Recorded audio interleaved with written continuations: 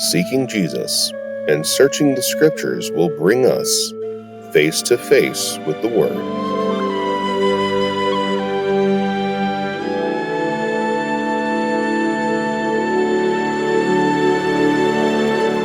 Let's join Lee Eddy on today's search.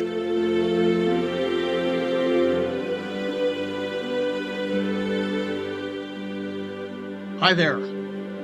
I'm hoping you're getting on this because this is my passage. This is where I love this passage, Jeremiah 17. It's revitalized my life, changed everything that I could think of. Absolutely. And I'm hoping it'll do the same for the people who listen to this. So, we've been going over these things and, in Jeremiah 17, we started with curses the man who trusts in man and makes flesh his strength, turns aside his heart from Jehovah because he's like a shrub in the desert who cannot see when good comes, but it'd be just like in a desert, in a dry place in a wilderness where there's no provision and oh, that's really horrible. But now we're getting it into the other good part. Not the curses the man who trusts in man, but the good part where blesses the man. Let's look at it. Let's get after it today.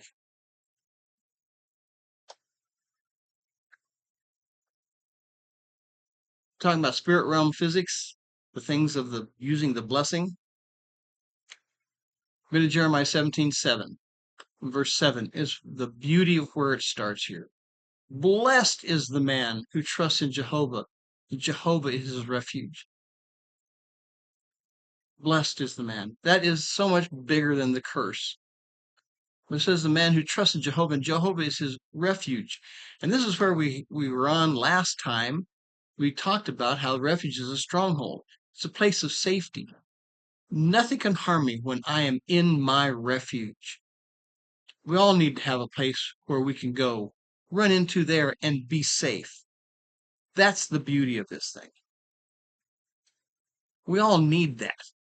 We also talked about how in Nehemiah it says, "For the joy of the Lord is my, not strength, the joy of the Lord is my stronghold." It's a place I run into and I'm safe. I'm there, I'm protected. The joy of the Lord is what I run into. Oh, that's cool. I don't have to worry about all this other stuff. Well, if I'm cursed, cursed is the man who trusts in man, makes his flesh his strength. It's like a shrub in the desert. All this damage that happens, all these things are happening, and it's all about you, and it's all about your idolatry. And it's just like, and you have to take care of all the stuff yourself because you're your God.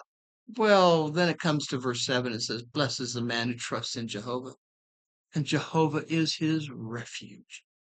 What a neat place to run in there and be safe.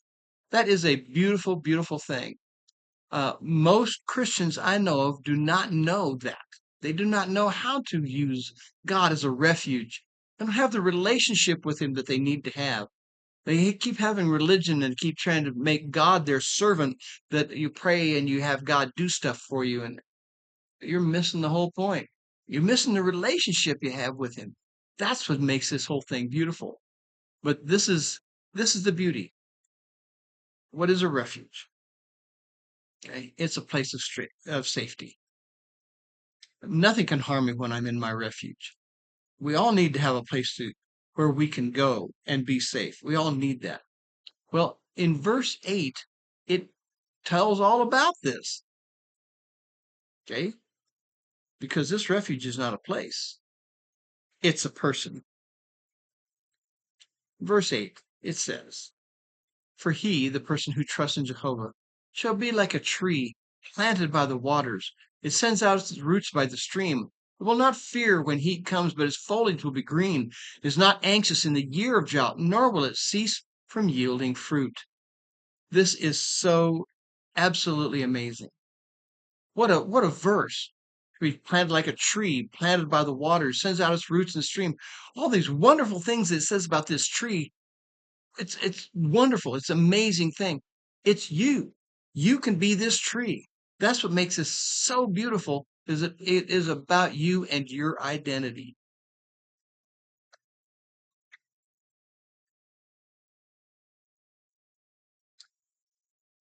This tree is truly different than that shrub in the desert, that juniper thing, that whatever shrub in the desert. Okay, totally different. This is the acacia tree.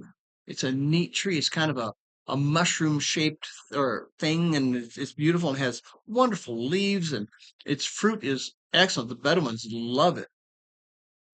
All these things about the acacia tree. It's a beautiful tree. It has neat fruit. All the animals in the area find the tree for shade and for shelter.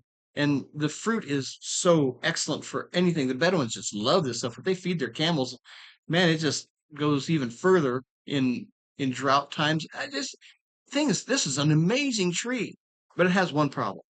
It has a big problem. If you drive a truck too close to acacia tree, you'll kill it. Why? It has a fragile root system. The root system.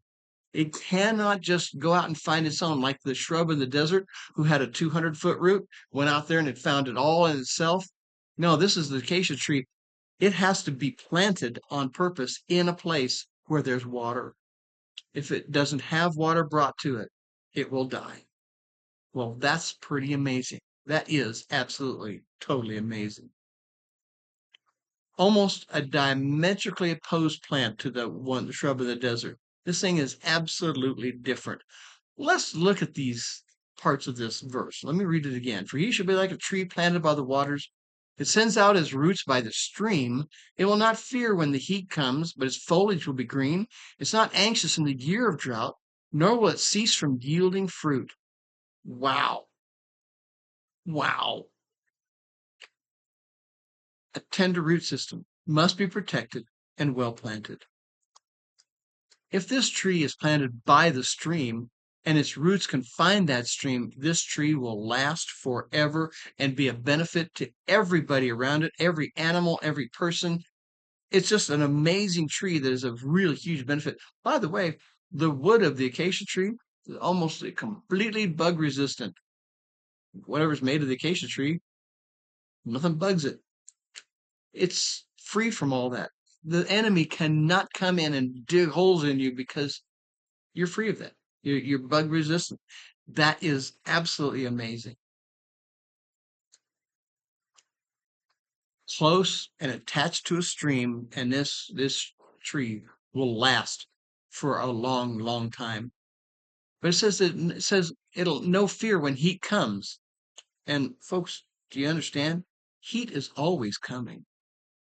What's the big problem? Like right now in Colorado, we have this drought and everything's happening, all these wildfires everywhere. When there's no water, plants have a real problem because without the water to grow, then they're just fuel for fire.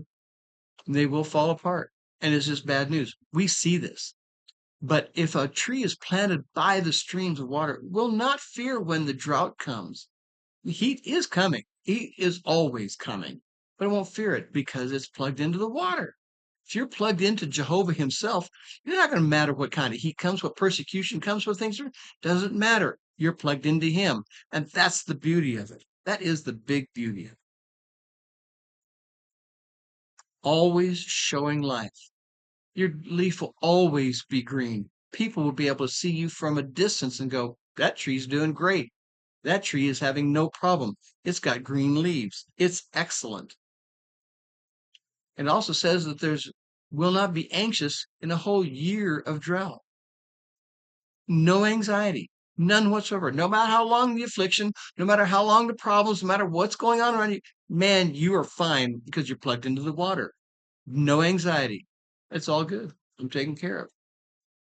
Do you have that kind of confidence in your relationship with God? It doesn't matter what's all happening around you. You're fine. You're going to be taken care of because God's taking good care of you. You're plugged into Him. You're plugged into the very stream of water. Water is a type of the Holy Spirit, by the way. So if we're plugged into the Holy Spirit and have all this thing happening, what do we have to be anxious about?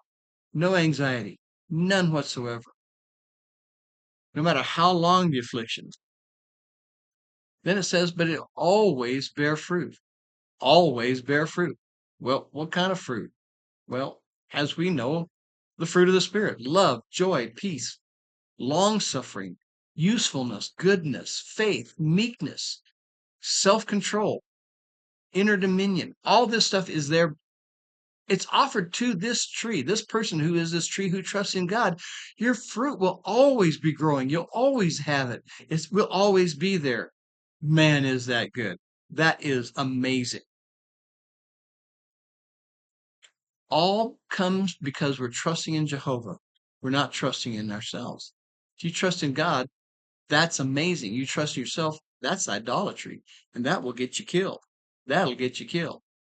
The difference between a relationship and idolatry. Which one are you going to worship? Man, you have a relationship with the Father. You are blessed and touched.